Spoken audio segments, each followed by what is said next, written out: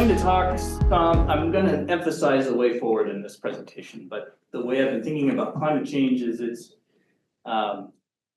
we need to think about climate change using disciplines in addition to science. And so I have been thinking about science, philosophy, and psychology. Science is about knowing the science and what's going to happen with physics.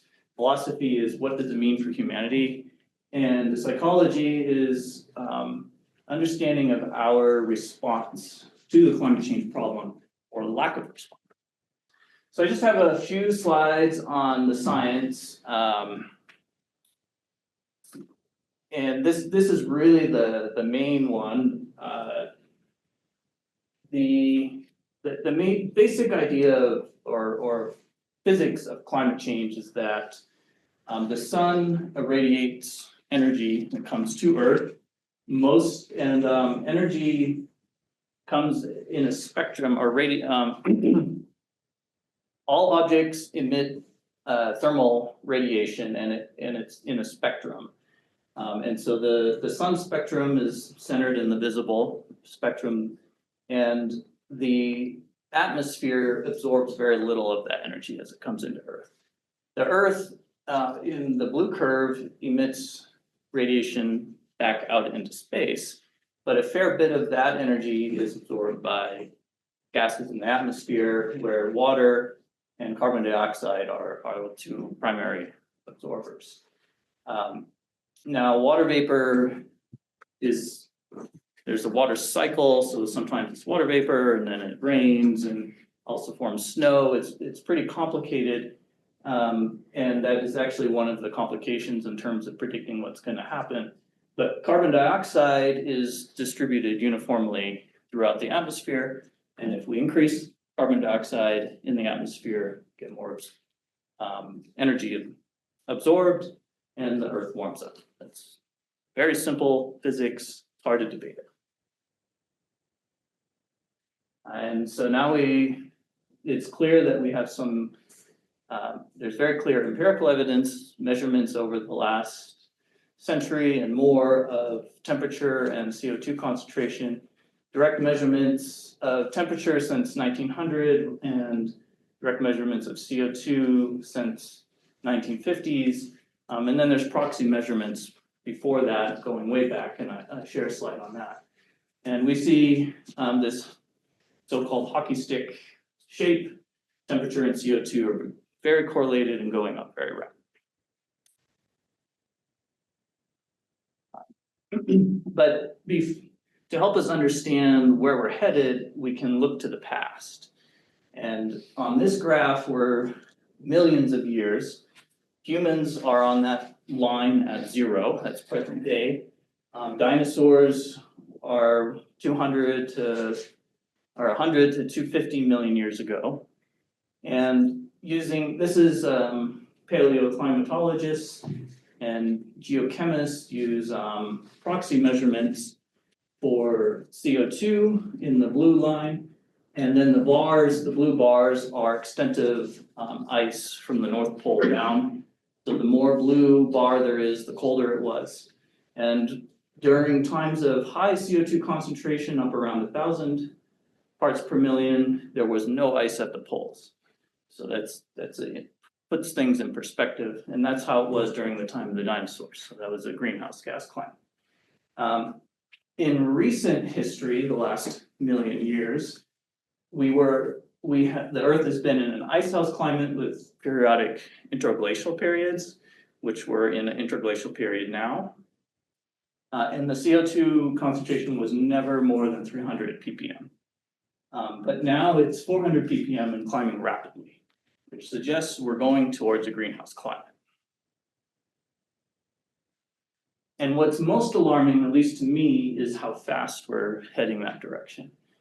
Currently, CO2 is rising 200 times faster and temperature 50 times faster than previous interglacial transition. All right, so this is analogous to a car crash. I looked up some numbers online and did the math. If you're going down the highway at 60 miles per hour, you see an obstruction, slam on your brakes, you stop safely. Maybe your heart's racing. But if you don't stop and you crash into it, the time that you come to rest is so much faster. It's 100 times faster. So that's analogous to how the rate of our climate change right now. Previous climate change events at these rates were known as large igneous provinces, where a whole bunch of volcanoes erupted at once, released a bunch of CO2, and also the asteroid strike. They were mass extinction events. So that's why some biologists and climatologists are saying we're likely in a sixth extinction right now if we don't do something.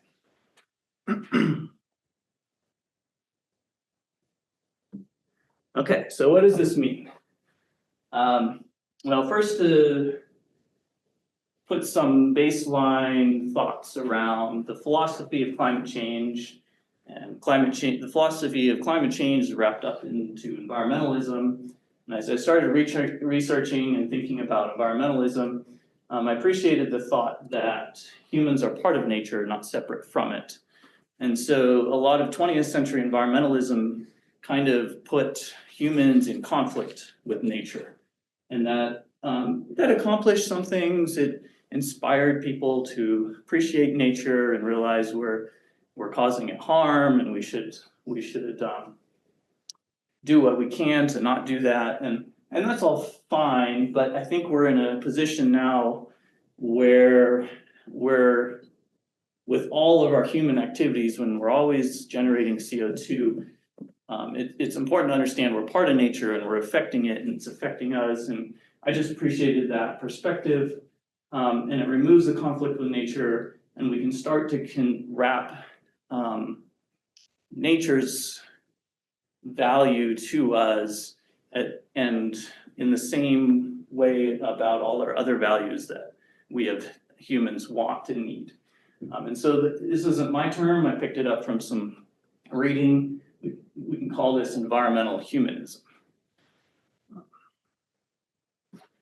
So then we can shift our focus to what's the philosophy of humanism and the well-being of humans, and thinking about it in that perspective. And so, if we just think and there's a lot wrapped up in humanism and ways to help us flourish, but one thing that is one way to think about and measure the well-being of humans is how many of us there are. And so if climate change causes some depopulation or even extinction, we have to ask, is that bad? All right, so that's kind of the point of this slide. And maybe human extinction isn't necessarily a bad thing. We're all going to die. And once I'm dead, I don't mourn my own death, I'm gone. And so if 3-4 generations from now, there's no humans left, I'm not going to care about that either. So that was helpful for me to think. Same thing with depopulation. Depopulation by lower birth rates, that's generally accepted as being okay. And where the population scientists think we're going to peak population around 10 million at the end of the century anyway. However, depopulation and extinction by war, disease, or starvation is not okay because of human suffering. So that shift towards thinking about human flourishing and human suffering is a way to put things in perspective, and how climate change may cause more human suffering. That's how we ought to frame it. I don't want to spend too much time on this slide. I want to move on to the other content, but it is helpful to think a little bit about ethics when we're using philosophy to frame things. And I just want to emphasize, for me anyway, it's helpful to have some practical climate ethics. There's a lot of idealistic ethics out there about climate change and stop emitting altogether. That may be not realistic. So to choose some ethics that work within your own value system and what you want to get out of life, that's a good way to go about it. Okay, so psychology. Why aren't we doing enough as a human species to fix climate change? And it's pretty clear that innate human psychology is challenged by the climate change problem. It can cause many negative feelings and reactions, anxiety, despair. With the issue of cognitive dissonance, we know climate change is bad, yet we still, our lifestyles emit, like that's causes some challenges in resolving that. So there's denial and rationalization. There's also now some very clear evidence that the younger generations are having climate grief, and it's nice to, it can be helpful to think about the stages of grief: denial, anger, bargaining, depression, and acceptance. I think I've more or less gone through those stages while I'm working on this book. That partly what motivated me to study climate change is getting to that acceptance stage and understanding then what we can do about it. So hopefully others can get there too. Another point I want to emphasize is a lot of what we've been doing to address climate change is not working. Climate scientists work harder to educate, climate activists share more doomsday scenarios, policymakers issue more studies, and the framing of climate change being caused by individual lifestyles is essentially blaming and shaming. All of these are largely ineffective. So what can we do? Another point on psychology that I've found really helpful is to think about evolutionary psychology and our innate human behaviors that drive us. So we have an instinctual drive to extract natural resources and build stuff. And we've extracted fossil fuels and used them as an incredibly valuable resource for energy, to make things. And that's why we have such comfortable lifestyles over the last century or two. And we also have a high aversion to giving things up. All right, so with all of that perspective, what can we do? How is there a way forward? So like I said, many mitigation efforts just haven't been working, and a lot of them have been greenwashing and virtual signaling. Austerity is not really a tractable solution. We need to acknowledge and accept the limitations of human psychology and our society's structures, embrace human nature to build and change, leverage existing institutions as we can. And we've disrupted Earth's system so badly, the only way forward is to continue not disrupting Earth, but making an impact on Earth in an intentional way, in a careful way. So just for some more background numbers and understanding where we are and where we're headed, this is the International Panel on Climate Change's scenario predictions for emissions. The bottom two are the ones I want to emphasize, and they show peaking right now at 40 gigatons of CO2 emitted per year, roughly right now in the 2020s, and then dropping off and going negative before the 2100. Okay, business as usual is essentially the second one down, the one that keeps going up. All right, so the predictions for these are shown here in terms of global planet average temperatures, and only those bottom two keep us below 2 degrees Celsius, which is what the climatologists say avoids the worst impacts from climate change. The others are heading towards 3, 4, even 5.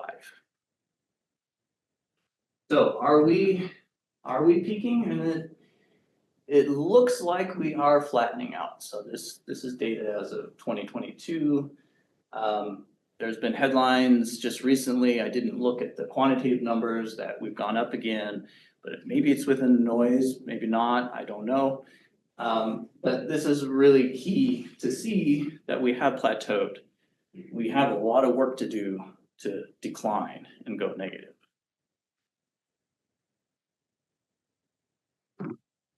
Okay, so if I'm emphasizing technologies, what are the technologies available? I know there's a lot on this slide. I will try to work through and mention a few things. I do have a little color scale here where blue is works now, purple is improving, red is future. This is entirely my opinion. You may very well disagree with me. The ones with square bullets I'm going to talk about. I have some slides on those. So there's a number of different categories. Energy efficiency improvements, we can do that now and we're improving in several areas. We can work towards non-fossil energy and there's a lot of ways of doing that. Solar and wind gets a lot of credit and has really expanded and made a lot of market penetration. That's great, but after a while, the intermittency problem limits how much, unless we start deploying energy storage, which is something I'll talk about. We also need electrical upgrades. So to decarbonize the fossil energy, we can shift to lower emitting fuels. We're doing that now. We're burning more natural gas rather than coal. I'm going to talk quite a bit about point source carbon capture and storage. Carbon dioxide removal means removing it from the atmosphere. So even if we end up being perfect on everything on the left and we are carbon neutral, we're already above 400 ppm in the atmosphere. And there's a lag of about 20 years from when we emit CO2 and when we reach equilibrium. So at 400 ppm is just too high. We need to bring that back down towards 300. There's CO2 utilization. I'm not going to talk too much about that. I am a little uncertain how much value there is in that. And then solar radiation management is a really interesting idea. It may buy us some time where CO2 is too high, but if we reflect sunlight, we can keep things cool while we manage the CO2 problem. Okay, so like I said, solar and wind are doing great. Lots of deployment, lots of energy coming from solar and wind, but the intermittency is a big issue. So there's a energy storage part and an electrical grid upgrade part. Storage is coming along. Batteries are improving all the time, but they're still not there in terms of grid scale energy storage. There's a bunch of other ideas that are being worked, pilot plants built for thermal energy storage, pumped storage, hydropower, compressed air, as well as chemical-based energy storage in the form of hydrogen and methane. For the electrical grid, it was built for large regional power generation, but solar and wind is dispersed and intermittent. So we need a lot more deployment and upgrades to manage that, and that's both hardware and software. So carbon capture, and carbon capture is definitely something we need to be doing. It comes in a lot of different flavors. Point source means capturing directly from the emission source. So if you're generating electricity from a coal plant, you can suck all the CO2 out of the smokestack, and you essentially have carbon neutral energy. So, and as I'll share later, we can deploy that now at a reasonable cost. Direct air capture is capture CO2 from the air. There's lots of research dollars and lots of companies working on that project or on that concept right now. in all cases, it requires energy. And that energy increases with dilution. So I show here percent of CO2 in the different sources. So at the bottom, there's some emitting processing plants, ammonia, and processing of natural gas. Actually, ethanol also produces CO2 at very high purity, and you can just capture it. It's easy. All you have to do is capture it and move it to store it. Cement, and then also steel. So those aren't power generation, but they make materials that we use all the time. Those are emitters, and then power generation. And then in the air, it's very dilute, so it takes a lot of energy. And that's kind of what's emphasized here. So coal generation on the left, natural gas in the middle, and direct air capture here. And the left bar is theoretical, and the right bar is what it actually is with current technology. So we can see is direct air capture takes, you know, order of magnitude more energy than for point source. The most mature technology for point source carbon capture is using absorbents. These can be liquids or they can be solids. And in this diagram, we can follow the feed gas as it comes in on the left into an absorption tower. And in this case, is liquid absorbent. It's usually amine chemical, absorbs the CO2 and is pumped to a regeneration tower, and heat drives off that CO2. So that's the energy sink in this process. There's some big companies involved and working on this: Shell, Mitsubishi, Honeywell, Air Liquide.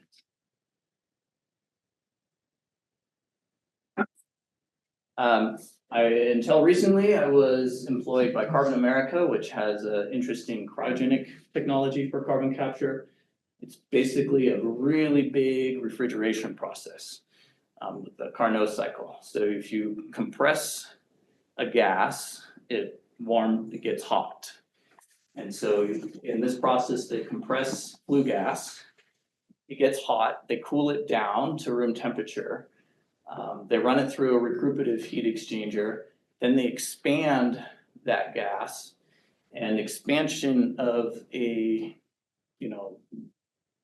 room temperature or cool gas makes it very cold. And that is the cooling that is used to form dry ice and drop the CO2 out of the flue gas. And then the clean flue gas goes back out through recuperative heat exchangers to keep the energy penalty down.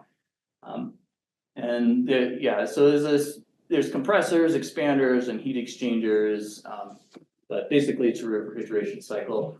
And this was deployed in a pilot system in the first half of 2024. All right, so moving on to direct air capture. Direct air capture is essentially the same idea. You have some sorbent material, you flow air now through the sorbent material, extract the CO2, and then you warm up the material, the sorbent, and release the CO2. But like I said, air is 100 times more dilute than flue gas, so you have to move 100 times more air, and that's where the energy expense comes in. Some of the names working in this that you might have heard of is Climeworks, Global Thermostat, Zero Carbon Systems, Heirloom Technologies. This is a cartoon of Climeworks' proposed commercial scale system. It's too bad they didn't put a cartoon figure of a person down there, but I think it would just be a little blip in the bottom. And so what are the costs of carbon capture? So we see, just like I mentioned before, it pretty much goes with energy penalty for very high purity exhaust streams with lots of CO2. It's around 20 to 40, for power generation 50 to 80, and then direct air capture is off the scale. All right, so I did some math, and point source carbon capture and storage would increase your utility bill by 33%, about a third. That's not double, it's not 10 times. I personally would be willing to pay a third more to have carbon neutral energy generation. So that's why I think we really ought to be deploying point source carbon capture right now. What is that dollar amount? The dollar amount is 5 cents per kilowatt hour, and so Sorry, I meant on the graph. on Like the what's graph- 20 what's oh, 20 mean? So the number is per ton of CO2 captured. Yeah, I'm missing that. So thank you. I need to put that in my legend there.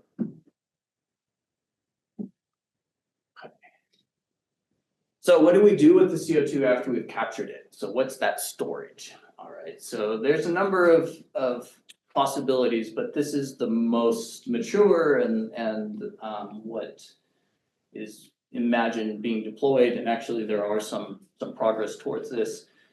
We can use a lot of the knowledge and even infrastructure from oil and gas.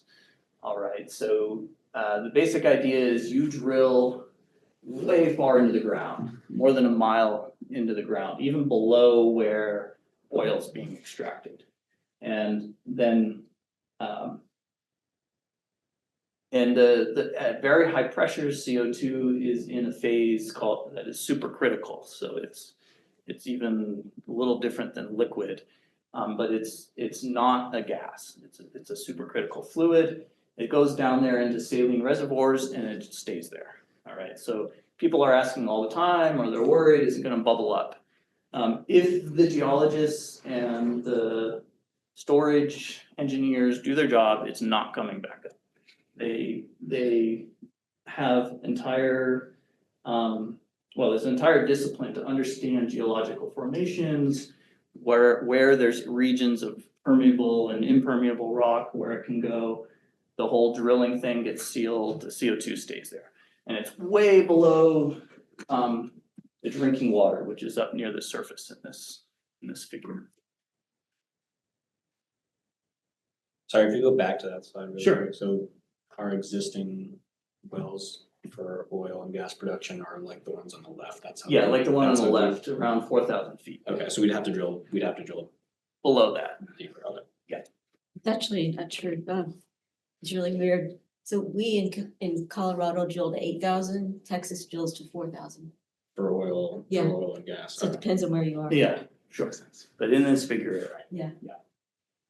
and actually, since you asked the question, and I think I'm doing all right with time, one of the uses of this CO2 when you store it is enhanced oil recovery. So rather than fracking, you're pushing CO2 into the oil reservoir to push the oil up. And so that's a revenue stream now. Environmentalists don't like it because it's producing more oil, but economics are what they are. You have a question? Since you brought up EOR, Oxy right now, well, they bought Carbon Engineering. And their CEO has claimed on a number of different things that they can use CO2 for EOR. And they've done the calculations for all the oil they produce for combustion and use, they would still be carbon negative. Interesting. Do you believe that? I don't know. I don't have the, they don't release the numbers, IPCC disagrees, but IPCC's data is older. So And I was let's just save these discussion questions to the end. I'm happy to discuss it at the end, but yeah, I don't mind clarification questions as they go through. Okay, so there's some other types of carbon dioxide removal. Some I'm really interested in, and one is biomass, simply because I worked on biomass for about 10 years at the National Renewable Energy Laboratory. At that time, I was working on trying to make biofuels, but if we use biomass for carbon dioxide removal, there's a lot of potential here. And basically the idea is that biomass acts as the carbon sink from the atmosphere. So we don't have to move the air. The trees just sit there, they suck in the carbon, okay, and then it's in a solid form. There's some ideas about just cutting trees down and burying them in anoxic environments. That's one way. What's shown on this slide is taking biomass waste or other sources and making biochar out of it and then burying the biochar. Because that's not, it's not prone to degradation by microorganisms. Another idea is we can take biomass and burn it to make energy and then do carbon capture and storage from the flue gas from that. So these are all good ideas. You have to, of course, make sure that the biomass you're taking is grown sustainably and in a renewable way. If you're just cutting down all the forests, then that doesn't count. So there are some companies working on this, Charm Industrial, Woodcatch, Drax. Charm Industrial has some pilot facilities here in Colorado. Some other ideas, there's so-called geochemical carbon dioxide and removal, also known as enhanced rock weathering. This is essentially the chemistry that has been first natural carbon sink over millions of years. And if you're a chemist, you can appreciate the equations in the bottom, but basically 2 CO2 goes in, 1 comes out. So 1 mole of CO2 is sequestered in this process as mineral. But the Earth's natural process takes millions of years to sequester CO2. There's some science around enhancing that by just taking minerals that are at the start of this, the silicate minerals, and grinding them up into tiny, tiny pieces to increase the surface area. I'm not convinced, but that's what some people are saying is possible. One interesting variant of this is that heirloom, which is being very successful with deployment of direct air capture, is they are using silicate minerals as their adsorbent. So that's an interesting concept. There was another point here that I'm making, which is there's a company, if someone does carbon capture from point source, from flue gas, they have figured out where these minerals exist in the earth, and so they inject the CO2 there, and it's a mineralization process that secures it. Marine sea carbon dioxide removal is another really interesting concept. I think there's a lot of potential here. Oceans are a huge reservoir of dissolved inorganic carbon, so whenever we emit CO2, about half of it immediately dissolves into the ocean and forms carbonate and bicarbonate. And there's a couple of different forms of marine carbon dioxide removal. One is if you add or generate acid through the generation in the diagram here is through electrochemistry. It causes CO2 to bubble out of the water, and then you can capture that CO2 and sequester it, just like the ways we were talking before. There's some other ideas of just leaving it in the ocean, but we increase the ocean's capacity to dissolve CO2 by adding a bunch of alkalinity. I'm not sure how realistic that is, but there are companies working on this. And then we talked about biomass carbon dioxide and removal. Well, oceans grow a lot of biomass too in the form of seaweed and other things, and we perhaps can promote that as another form of carbon dioxide removal. Okay, so I'm going to talk a little bit about adaptation, and then we'll be done. So climate change is increasing extreme weather. We hear a lot about that. Here are some numbers. So this slide is deaths. The next slide is economic impact. So the two graphs, I've separated them because the scales are wildly different, an order of magnitude, actually 2 orders of magnitude. So until recently, drought and floods would occasionally kill a lot of people.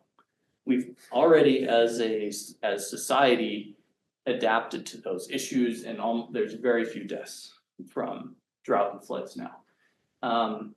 Like I said, 2 orders of magnitude different scale. We do see deaths from extreme temperatures increasing. Now for economic impacts. People aren't dying from drought and floods, but there are economic losses. And also from storms, we can see storms are going up quite a bit. This is fraction of GDP on the scale. Is that US GDP or?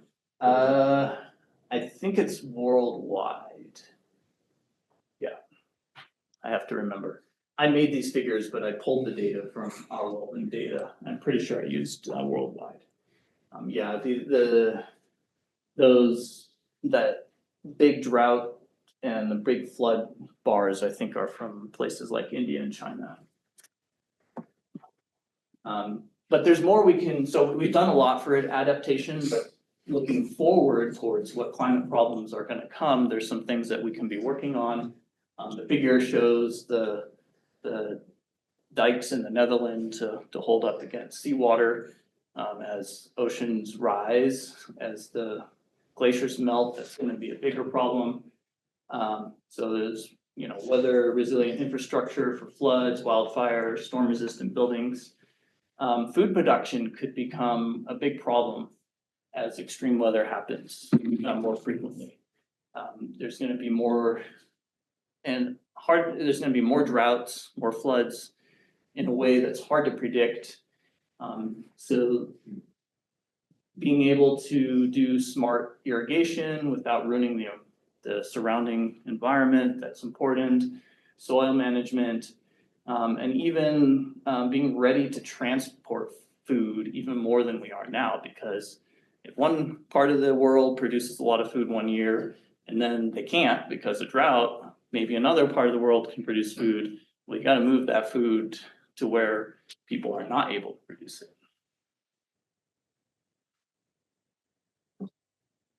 Okay, just a couple more slides. These are other things than technology. Climate advocates are and environmentalists blame capitalism for where we're at. I'm not saying they're wrong, but we also have to keep in mind that we live in capitalist societies. Capitalism has driven rapid human progress. Capitalist markets don't exist by themselves. There's always some regulatory framework. And if we can leverage some regulation, some market incentives to help have capitalism drive technology for climate change mitigation, we should do that. The big problem is to convince citizens around the world to pay for the market incentives. We just had an election. I don't think we voted in the right administration for promoting this. So that's really to the last bullet point. I think this is my last slide. So just the last couple of more points.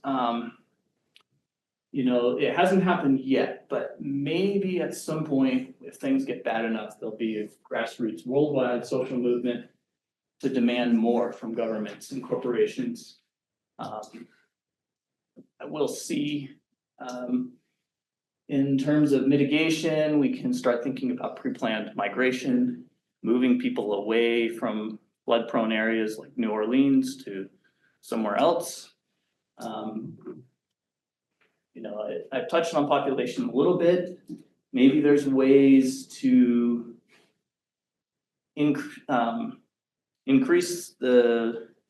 get to capital or maximum population earlier. And I'm not suggesting anything draconian, but rather by education and providing low-cost contraceptives, and that could go a long ways. All right, so are we heading towards a climate disaster? As of now, I think we are, but thinking philosophically can help put the consequences of climate change in perspective. Understanding human psychology can help explain the predicament we're in. But there's still hope, we can appeal to human ingenuity and embrace technology. We have to understand entire economies and ways of life will change. And the goal should be human flourishing today and in the future. And so we can accept who we are, appreciate humanity as it exists now, do what we can to keep our species thriving, and acknowledge the future is uncertain. When your book is published, can we just look up your name or So I'm. do you know when, like 6 months, a year? No, it's gonna probably be 2 years, so I am at the point right now where I'm trying to get a book agent to sign on. I've been working with him on some improvements, like he suggested I needed a new title, and I'm working on a proposal. Hopefully I get that as contract with the book agent soon, and then we'll shop publishers, and then after a publisher picks it, it's usually a year. So maybe a year and a half. You were talking about enhanced oil recovery. I don't know if any, I mean, yeah, you know, I've heard their Oxy is the one, you know, using carbon engineering. I know the first couple of projects, they're using sequestration, they have some class 6 wells, but their long-term plan is EOR. And she keeps, I mean, their CEO is, you know, by all accounts, an incredible woman. I've seen her in a number of podcasts saying she's got a very interesting history and, you know, her change going towards this. But she keeps asserting that EOR can produce carbon negative.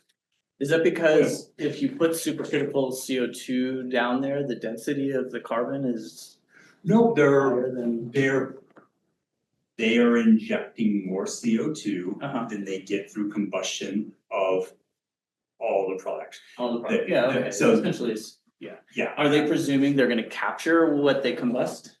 They're gonna, well, they can capture, part of what they do in their production is capturing.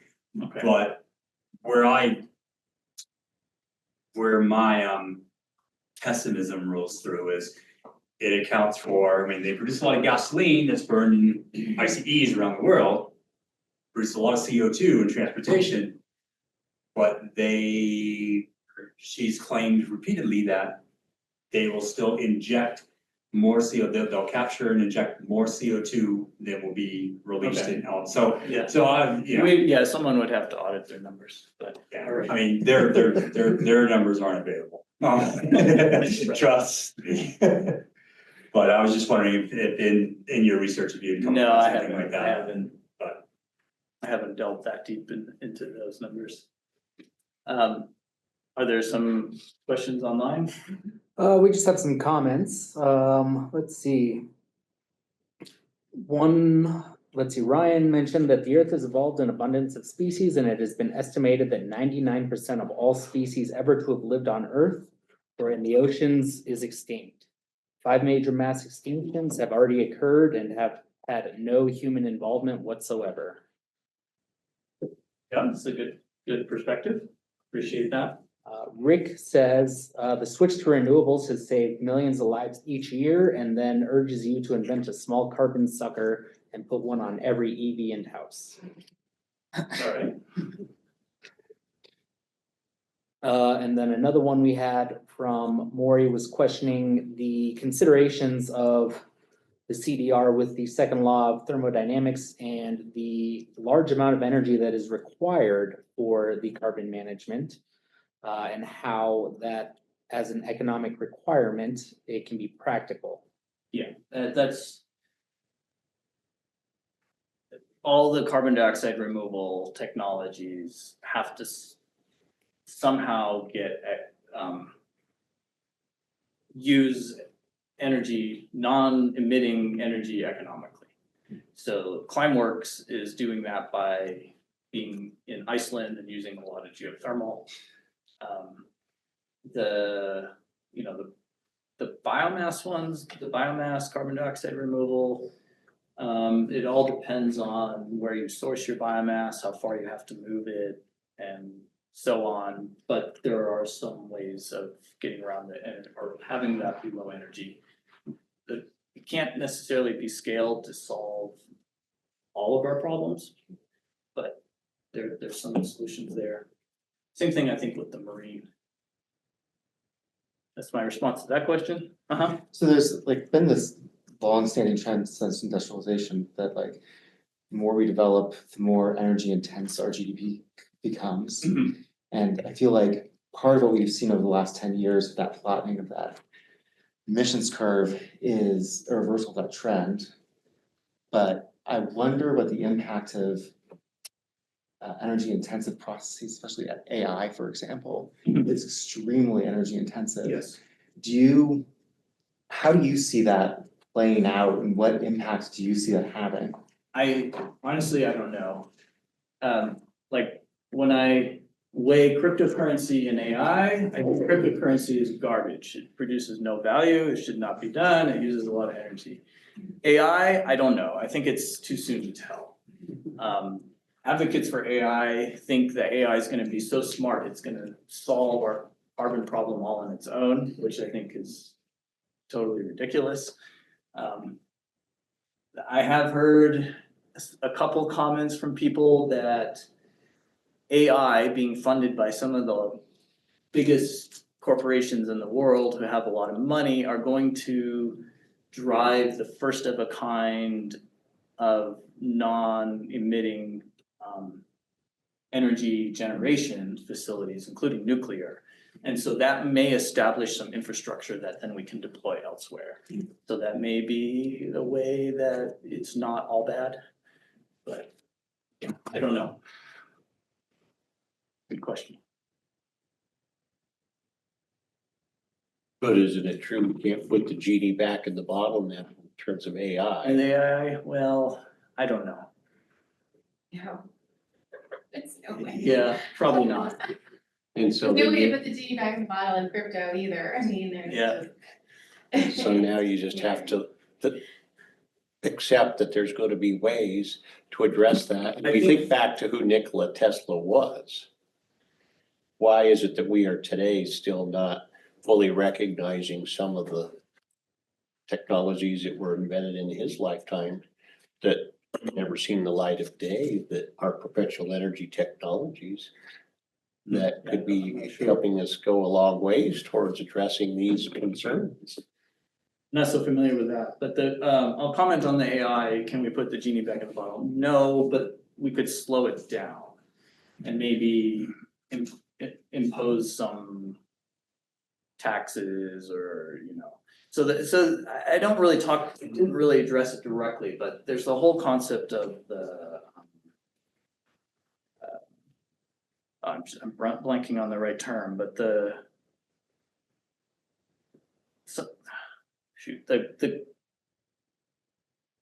problem of the commons, I'm forgetting Tragedy. the tragedy of the commons, there we go, I was missing the tragedy part. And really what that speaks to is not pricing the externality cost that goes to everybody. And perhaps, with something very specific like AI, you could tax them for the environmental impact that they're having by generating energy. They would of course fight it, but. Or you could just tax the energy and then it's even cost on the externality itself rather than on AI specifically. Yeah, I mean, we should put a price on carbon globally, but. Do you think a appropriate price of carbon would be the price of carbon capture? I haven't thought about it in that level of detail, but sure, yeah. That would be one way to look at it. So what do we do for the bad actors like China? How do we address the fact I that wouldn't- there are certain countries that don't seem to be totally on board in the Actually- same way that we would expect through what was supposedly negotiated through the Paris Accords? Okay, so I don't know the politics as well. What I have read and even was in a presentation about was how well China is deploying, making progress towards decarbonizing their economy. And if we have to put it on a level playing field, we have to look at carbon emissions per human being in each country, and the US is still above China, I believe. Yes. China's just has so many people, that they definitely need to, we have to acknowledge that as part of the issue. I think the conversation. Bad thing about the Paris Accords is when some of the early framework of who's gonna pay for everything was put out, China was considered a developing country. Yeah, that's where I And they was. still want to stay there because that reduces their cost, but they are. I mean, they're still deploying more coal than anywhere else in the world. But they are deploying more decarbonization and energization than anyone else in the world too. It's almost an equal side of things. I mean, they're. You know, a bad actor and a good actor at the same time.